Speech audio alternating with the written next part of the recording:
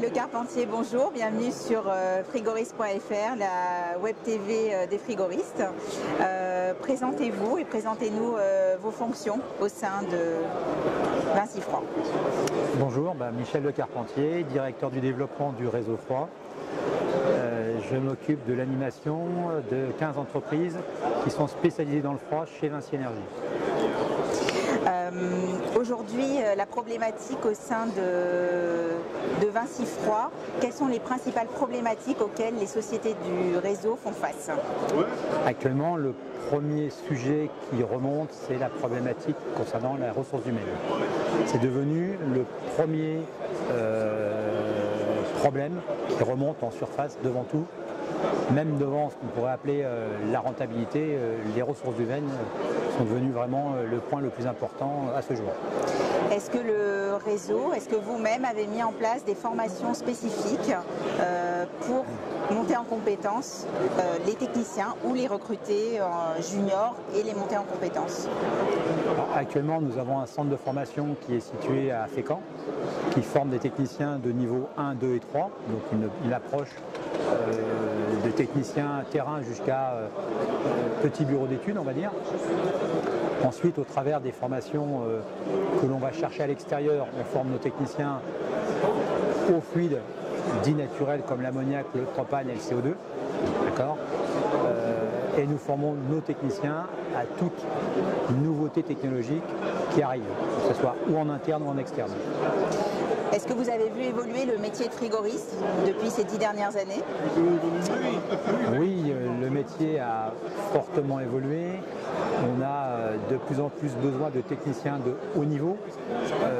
On s'aperçoit que nos techniciens d'intervention qui étaient des bacs, aujourd'hui deviennent des bacs plus 2, des gens à qui on demande de plus en plus de compétences. La technologie a évolué. On était sur des fluides connus depuis des dizaines d'années. Aujourd'hui, on se retrouve avec des nouveaux fluides, nouvelles technologies, nouvelles réglementations. Donc tout ça impacte fortement la conduite des installations et donc nos collaborateurs à ce niveau-là. Comment justement vous vivez la mise en place de ces nouvelles réglementations et que pensez-vous de l'application de la F-Gaz aujourd'hui? Aujourd'hui, c'est la vitesse à laquelle la réglementation a changé qui nous perturbe énormément. On a vécu pendant les 30 dernières années des changements, mais qui étaient étalés dans le temps. On peut prendre comme référence le R22, on a mis 15-20 ans à changer de fluide. Aujourd'hui, la F-Gaz nous provoque un bouleversement dans un temps extrêmement court. Donc ça a bouleversé la partie commerce parce que les clients se sont précipités pour faire des rétrofits. Le marché s'est emballé, la demande a été intense. On n'a pas actuellement la capacité en homme à répondre à cette demande parce que c'est le travail de routine, je dirais le flow business, est venu se greffer en plus cet aspect rétrofit qui a été dû à la F-Gaz. Donc la F-Gaz, on a dû l'intégrer.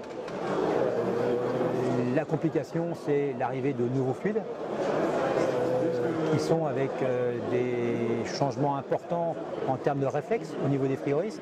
Donc plus les mêmes pressions, plus les mêmes températures.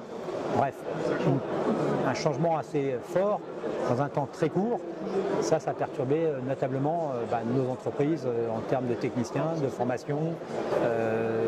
Au niveau commercial également? Au niveau commercial, aller expliquer malheureusement à un client qu'on doit changer, mais on change pour un délai incertain. Et un coût? Et un coût en plus, qui n'est pas pour eux un coût rentable. Donc il y a tout un aspect commerce qui a été revu en termes soit de rétrofit, soit de changement de machine. Les clients sont peu ou prou à accepter l'un ou l'autre d'ailleurs. Et donc commercialement, c'est un peu compliqué de proposer à des clients des choses, des offres, dont on n'est pas certain à moyen terme. On nous dit faites des rétrofits et bientôt on va nous dire maintenant changez de machine. Vous voyez, on est sur une phase intermédiaire où on ne peut conseiller nos clients à l'aune des informations au temps T. Et là, à chaque fois, on nous amène des nouveautés On parle récemment de la taxe qui doit arriver, qui n'arrive pas, qui va arriver. Elle a été votée. Qui a été votée récemment, 2021, elle devait être en 2019. Tous ces choix-là perturbent un peu le conseil que l'on apporte à nos clients. Et 4 mois plus tard, on dit l'inverse. Donc voilà, commercialement, c'est un peu compliqué d'avoir ces contradictions rapides dans un temps très court vis-à-vis de nos clients commercialement parlant, quoi. On est en obligation de conseil à nos clients. Souvent, ils sont très peu sachants. Donc on est obligé de leur expliquer ce que c'est que la F-Gaz et à partir de là, de les conseiller. Donc on est un peu sur un sujet de commerce assez incertain pour certains de nos clients, et ça amène ou l'attentisme ou la précipitation.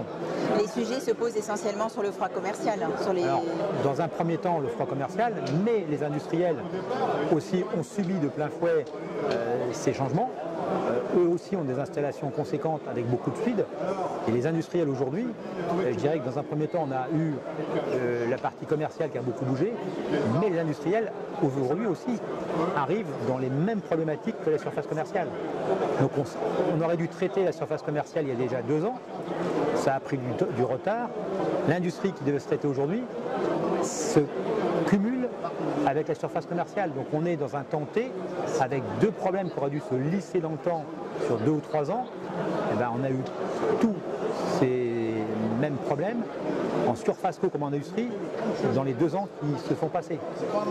Au niveau des entités du réseau, notamment des sociétés comme IDF Thermique, Ouest Thermique, ils en sont où sur cette mise en place justement et sur cette application? Est-ce que vous êtes en voie d'arriver à rénover une grosse partie des installations? Est-ce que c'est encore très compliqué? Le délai fait que manque de ressources humaines. On peut répondre à nos clients. On sait que les rétrofits et ou les changements de machines, en règle générale, sur le parc que l'on a en tant que client, prendra au moins 4 ou 5 ans. Donc on sait que, tant mieux pour nous, il y a de l'activité qui va être soutenue. Mais oui, on s'est intégré, on a intégré la F-Gaz chez nous sans aucun problème. Et on répond à nos clients dans la mesure de nos moyens humains, parce que la demande est trop importante dans un temps donné, quoi. Justement, sur la partie formation, est-ce que vous pensez qu'aujourd'hui les formations qui existent sont suffisantes et sont d'un niveau suffisamment bon eu égard aux changements qu'il y a et aux exigences techniques? Alors, il est clair que pour tout ce qui est de la F-Gaz, on a fait des formations internes. Donc aujourd'hui, on a formé des gens chez nous à la F-Gaz pour permettre de proposer à nos entreprises des formations en interne. Comme ça, on est sûr que la formation est adaptée à nos besoins. On l'a corrigé 2 ou 3 fois, mais au moins, on a traduit la F-Gaz chez nous en interne. On n'a pas fait de formation externe. Qu'est-ce que vous pensez à l'heure où on a besoin de plus en plus de formation et de technicité? On parle de la fermeture d'AFPA en France. Comment est-ce qu'on en arrive à des situations pareilles? C'est des situations paradoxales parce que le métier a à l'instant T besoin de plus de techniciens et on nous annonce par des problématiques, on va dire, réglementaires ou de loi que l'État va sortir, des changements et des fermetures d'AFPA. Ça va à l'inverse de nos besoins. On se demande si le métier des frigoristes doit pas à un moment donné reprendre la main sur la formation et peut-être participer à créer ou à accompagner des centres où on aurait besoin de faire un contenu pédagogique qui serait dispensé par un AFPA ou autre pour maintenir ces centres en activité ou ne pas perdre les compétences de formateurs pour les intégrer et dire nous on est capable peut-être demain de venir aider ces centres ou à revivre ou à rester en exploitation. Vous-même, en tant que directeur du réseau froid, est-ce que vous participez à des jurys d'école? Alors, dans mon activité d'animation du réseau froid, je suis pour Vinci, donc campus manager auprès de l'IFI. on contacte des INSA pour la recherche de jeunes ingénieurs, également à l'AFPA. J'approche tout ce qui est collège de formation des métiers du franc. Donc j'œuvre énormément dans le recrutement des jeunes en termes de formation, alternance et ou stagiaires. Donc en gros, on est en action pour recruter le plus tôt possible des collaborateurs, soit en alternance, soit en stage. Donc, toutes nos entreprises ont un ou deux stagiaires et deux alternants à minima chez nous. Comment vous voyez l'avenir? L'avenir, il va falloir que, tant mieux, on a du travail, mais il va falloir qu'on regarde les nouvelles sources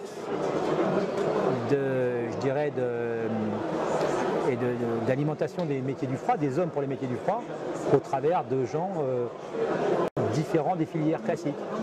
Élargir notre spectre, aller chercher peut-être des ducs de génie thermique, aller chercher des électriciens qu'on formerait au froid.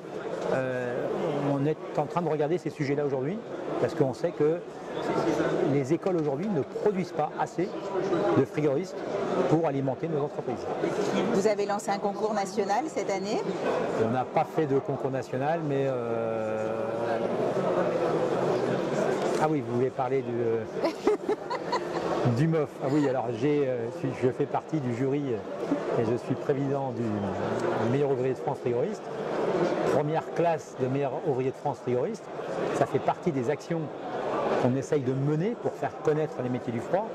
C'est un métier très discret aujourd'hui, très intimiste, donc on cherche par tous les moyens à rayonner et à faire connaître ce métier au travers de ces actions de communication, au travers des meilleurs ouvriers de France. D'autres se chargent de faire des Euroskills dans leur partie. Aujourd'hui, on est en train justement de finaliser le jury et de décider si on aura pour la première fois un meilleur ouvrier de France frigoriste. Alors on attend les résultats avec impatience? Nous attendons les résultats avec impatience qui seront donnés par l'Éducation nationale, parce que les meilleurs ouvriers de France sont sous la tutelle de l'Éducation nationale. Très bien. Il y a une question que je ne vous ai pas posée? À vous de me donner laquelle. Des questions pour avoir place au sujet.